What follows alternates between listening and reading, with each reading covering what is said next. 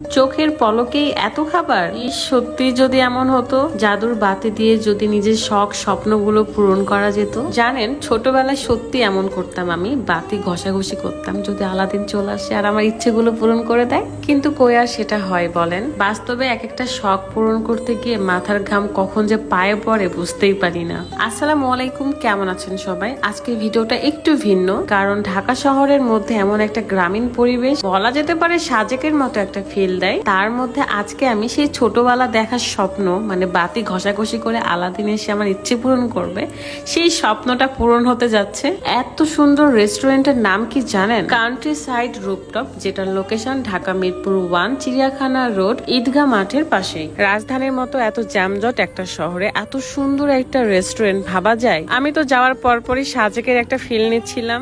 অসাধারণ একটা জায়গা, গেলেই যেন মনটা ভালো হয়ে যায়। ঈদগাহ মাঠের পাশে স্বপ্ন এবং চিলক্স বিল্ডিং এর একদমই উপরে রেস্টুরেন্টটা। সুন্দর সুন্দর ফুল গাছ দিয়ে সাজানো ছিল, মনে হচ্ছে কোন এক জগতে চলে এসেছি। যাই হোক, ডেকোরেশন তো দেখে ফেললাম, এখন দেখবো খাওয়া দাওয়া কেমন। ট্রাস্ট মি গাইস, রিজনেবল প্রাইজে এত মজার মজার খাবার ছিল।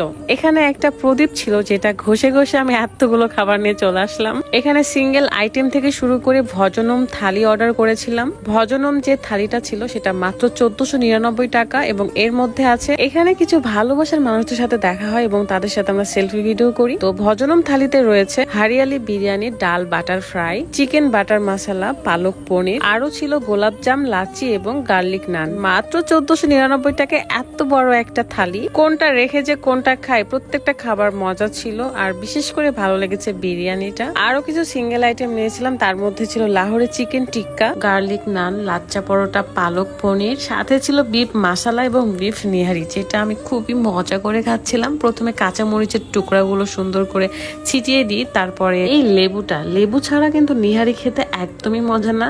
সাথে একটু চাটনিও দিয়ে নিচ্ছিলাম, তারপরে মিক্সড করে মজা করে খেয়েছি। এবং এটা যদি রুটি দিয়ে কিংবা পরোটা দিয়ে খাওয়া যায় তাহলে আরো বেশি ভালো লাগে। আমি লাচ্চা পরোটা অর্ডার করেছিলাম, যেটা দিয়ে আমি খাচ্ছি। লাচ্চা পরোটা আমার ভীষণ পছন্দ।